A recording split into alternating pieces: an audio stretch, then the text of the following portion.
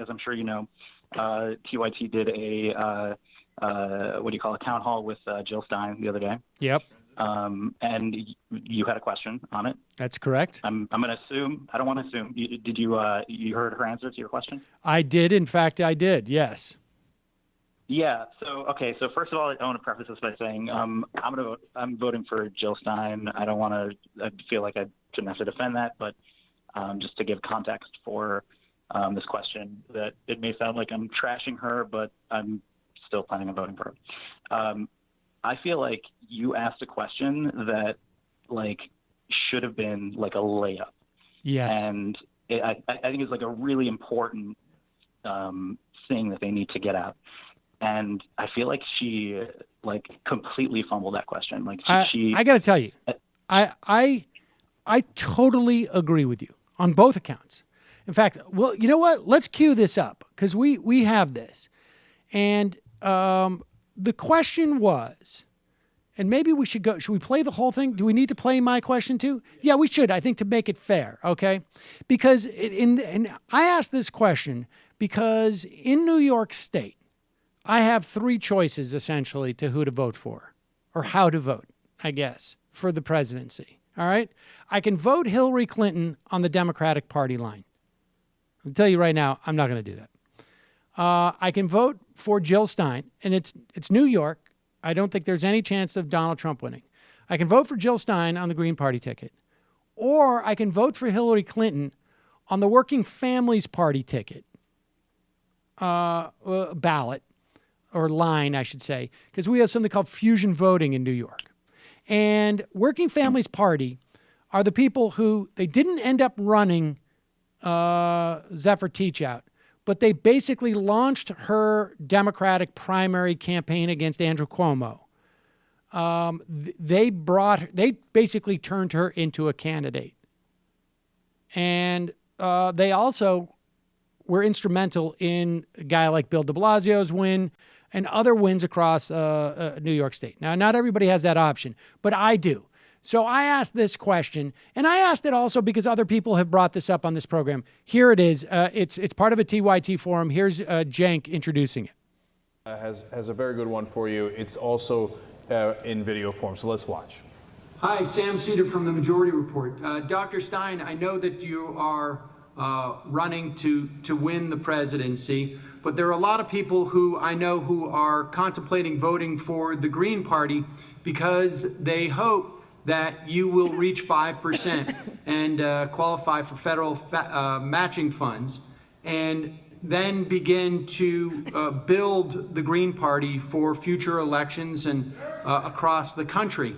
I know there are 100 Green Party officials who are sitting in elected office now, but also over the past 20 years, the number of statewide officials in the Green Party has actually gone down. What I want to know is, do you have a plan to build the Green Party in off-year, non-election years? And if you could tell us what that plan is. Wonderful question. Thank you. Yes, there is definitely a plan. And I want to underscore that by most recent polls, we are on the threshold of 5% right now. And you can argue that current polling... All right, let me pause it. Okay, though, look. And you're still on the phone. I don't know if she is or not, really, in most of the polls. I don't know state by state. I haven't seen anywhere the Green Party is higher than 3 points. Okay, so, but they're halfway there. So I'm going to give, this is a response that you give when you want to drive people there. And this 5% thing we've heard over and over again. So I don't even want to litigate that. I just want to say this going forward. All right, so here she is. Let's let her continue. Does not tap unlikely voters who are millennials, who are people of color, who are immigrants. So we could, in fact, be at that threshold or potentially even over that threshold. And if word gets out that we can cancel student debt, we could, massively blow past that threshold. But that 5% number, I think, is a minimum transformative goal, because then not only do we have funding with which to really organize in the next election. It also means if we get to 5% that we are on the ballot in most states, so we can actually hit the ground running in these next presidential elections. Okay, pause it. All right. So far, the only thing that she has said is, I agree with the premise of your question. 5% is important. And if we get there, we will have money for the next presidential campaign. Again, this doesn't address building the party in any shape or form other than, what's the next one supposed to do? Even if you get to 5% this time and you double your outcome next time, it's 10%, but there's no guarantee of that, of course. So I want to know what they're going to do to build the party as an actual party. Continue.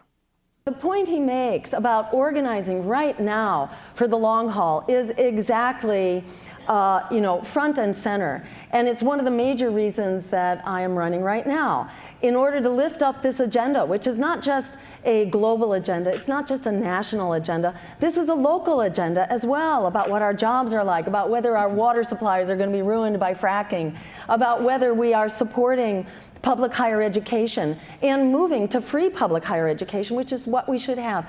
There is so much we can do, not only at the national level, but also at the local and the state level. There's been an enormous fear campaign, certainly since Bush, Nader, Gore, there's been a fear campaign. But what we've learned is that the politics of fear delivers everything we were afraid of. All the reasons we were told you had to vote for the lesser evil, because you didn't want the expanding wars, you didn't want the meltdown of the climate, you didn't want the war on immigrants, you didn't want the endless expansion of the prison industrial state and the security state. That's exactly what we've gotten by allowing our voices to be silenced and to allow the lesser evil to speak for us. In many ways, the lesser evil paves the way to the greater evil because people stop coming out to vote for lesser evil politicians and parties that are throwing them under the bus. All right, pause it. All right, putting aside the throwing them to the bus and the catchy phrase about the lesser evil leading to the greater evil, I don't even know how that works necessarily. That there's no evidence that people are staying home any more or less over this. But we're still not on to an actual plan to do anything. I'm not, and people should understand, I'm not judging whether or not it's a good plan or a bad plan. I'm just waiting to see if there's even a plan that is addressed. And so far, she said, I'm running to lift an agenda, and, it's been a fear campaign. But let's continue. Someone else could do it worse. People just stop participating in their democracy when it's so clear that it's not for us. So, in my opinion, this is about standing up for what we need right now. For others who can't quite, buy that, I'd say make the most progressive vote you can and at least register green, contribute green, and then fight very hard for ranked choice voting as your very first action so that this politics of fear is something we can put behind us and actually begin bringing our moral compass to our democracy. Democracy is not a question of who do we hate the most and who do we fear the most. It's got to be about what is the future that we define for ourselves. All right, pause it. All right, and we did hear one thing where she says, okay, vote as you got to vote, but at the very least, register green and fight hard for ranked choice action. There's no talk of we would take this money that we would make or that we're matching funds and we would pour it into creating a whatever. There's no plan here, although I will say, okay, at least there's some notion of that people should do something that would make our system a little bit better, that is tangible, and that's fighting hard for ranked choice voting. But continue. This election is about raising up those local candidates, and I urge you, go to your state Green Party website and find out who's running in your town and support their campaign as well. There are hundreds of candidates for office. Our time has come. We the people, we deserve a political party that is of, by, and for us. Independent third parties have always led the way, whether it's been in abolition. Remember that the parties of abolition were called spoilers back then. During the effort to abolish slavery, we were called spoilers. The labor movement was led by third parties. The women's movement. Throughout our history, transformational change has been led by independent third parties. And in the case of Abraham Lincoln, an independent third-party candidate actually rose to power, and that third party became a first party in the course of that election. So our future is there for us to take back in our own hands. Stand up now, like our lives depend on it. Together, we are unstoppable. Thank you all for being a part of this. Okay, I mean, let me hear you as someone who's going to vote for her. I mean, and obviously your reasons for voting for her, not whether or not she answered that question. But did you think that? I mean, was there? I mean, I guess there is like the fact that I'm here and raising awareness, and I'm telling you to go to the individual websites of your state parties, and she could have pointed them to the gp.org. And the list of candidates, 2016 candidates, to find out who those were, but she didn't. But I mean, am I missing something here? Did she answer the question and I didn't hear it? Yeah. So it's first of all, the entire thing was a mess. I don't know if you saw the rest of it, but it has never convinced me more that she's kind of unprepared for the office of president, and that's not why I'm voting for Jill Stein. I'm voting for Jill Stein. My vote is a vote for a change in the dynamics from the two-party system, because I think that if enough people will support third parties, at some point there's a critical mass where the two parties that we have to start listening to the people, otherwise they risk hemorrhaging support. But it came off like a word salad, and I was like, I heard you ask that, and I was like, this is what people need to hear. People need to hear that there's a way forward, and that the Green Party knows what they're doing. And all I heard was like a little bit of like kind of her repetition of your question in a way, and then just like a couple of things that sounded halfway between slogans and halfway between talking points. No real answer, and I was really disappointed, because I was like, this is what the Green Party should have this messaging down, and she sounded like Donald Trump.